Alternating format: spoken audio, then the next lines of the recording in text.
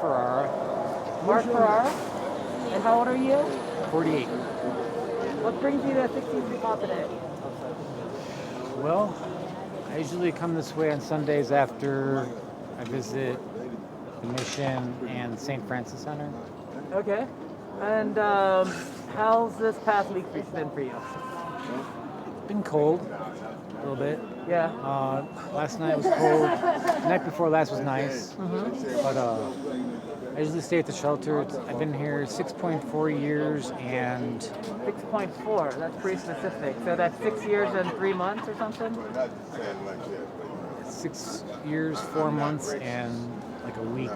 2014. Where are you from? Where'd you come here? Well, what brought you I here? came from Chicago. Chicago to Denver? Yep. Okay. I took the Greyhound. Uh-huh. Picked up my last check for my job. What were you doing before what was your last paycheck from? It's from Rosati's Pizza. Okay. And then what brought you to Denver? Well, I plan on coming to Denver with, let's say, money, because I fell in love with Denver back in the 90s, and I wanted to come out here and start a life for myself, but I had a falling out back home, so I basically had to get out of Dodge, so to speak. I see. And How old are you? 48. 48. So you had to get out of Dodge 5 years ago, or you had to get out of Dodge? 2014. 2014. Can you say why you had to get out of Dodge? Sounds pretty urgent. Well, it was a familial downturning. I just had basically, get the F out of our life from my fam. So Yeah. I was like, and I pushed the boundary. I mean, I didn't push the boundaries, but I stayed as long as I could. I was at home. Plus, I'm at the age, I was 42 at the time, ish, 41. And so, granted, I know, that being 18 is the actual time where they could say, "Fuck," But so anyway, so I wanted to come here with money to get a place, and the legal marijuana was a draw for me, but It wasn't legal then. it was legal medicinally. 2014? Oh, medicinal. Oh wait, Okay. no, yeah, January 2014. You're right. Yeah, it was legal 2016. Not that I know for any reason. I know. So, 2016. but I mean, that's one of the reasons. It was kind of Okay. exciting. Okay. So I thought, okay, I'll come out here and check it out. But like I said, I was about, I'd say 20 grand short of my goal to come out here with to start my life. Got you. Can So- I ask, and you don't have to if you don't want to, but what was the situation at home that was such a force pushing you away? Okay, so I'm gonna be honest. I'm gonna say, well, I'm gonna go back to my childhood. When I was young, I had to turn to God as my father to look up to, because I knew that my family was not good the way that I wanted to be good. So they baptized me. I had to make communion. So I chose Jesus as my father, as my guide, as my mentor, to be helping me in this life, because I needed protection. Because I was just a kid and I had like a gorilla for a dad, so to speak. Really, it was really bad. I'm sorry, did you get like beaten or abused as a child or as growing Yeah. up, or? Yeah. Okay. Yeah,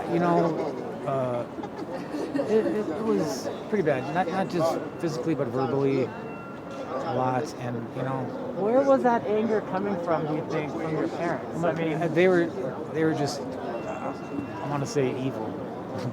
just pure evil? I'm sure Just pure there evil. must have been other things massively challenging them. I don't know what, but No, it was- I'm so sorry you had to deal with that. No, it was just pure evil. But God showed me another side too. But knowing deep inside, I could see. Yeah. And so obviously knowing them until I was 41. Yeah. As I got older, I knew more and more and more and more. Yeah. And so, parent. So have you been able to make some friends out here?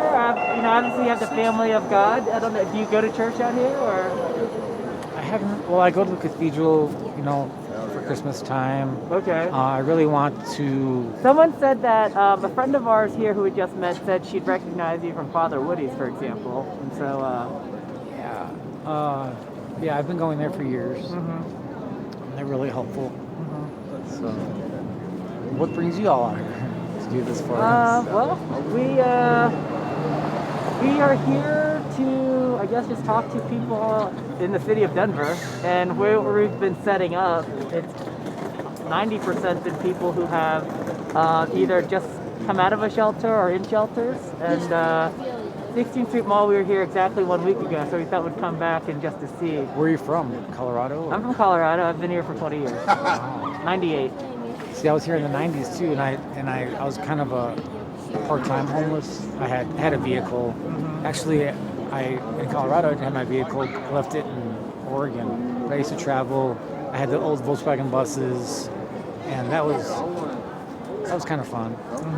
So I always followed my heart in prayer, and I always sought guidance. And I really wanted to meet somebody and have kids someday, but I don't think that's going to happen for me because I wanted that when I was 23. Now that I'm 48, I still haven't met. I mean, you could get in a situation, you could adopt or mentor. I mean, there are many ways to influence, lives. I took the spiritual path. I started, when I was a teenager, I had the car, I had the job, and it was a really nice car. And so I thought, well, I knew there was something else I had to do. And so I chose the spiritual path, but I want to get back into the material game. You mean because because the world, like the world economy kind of thing? I mean the world. Look at the world. Yeah. I mean it's not like back in the day. It's not cowboys and Indians anymore. It's not Adam and Eve. It's a very material world, but it doesn't. You have to be materialistic to live in a material world. You know what I mean? Well, I do know people need some basic material possessions. I mean, that's what I've seen. But yeah, awesome. Yeah, material possessions are not bad. No. Yeah. But there's a time and a place for everything. So I think my time is coming to get back into material world. A place I've always loved the idea of having a home and a car. Do you have a job right now? But now I do not. Okay. Are you looking for one soon, or do you think any prospects? Possibly. I'm trying to find some ways to get my financial life together. I've been really praying and hoping for blessing, and knowing that very well that you have to tie you gotta lock your bike, you gotta tie your horse up. You can't just hope that it's gonna be there when you get back. Yeah. Yeah. Awesome. Any last thing, Adam? Any questions?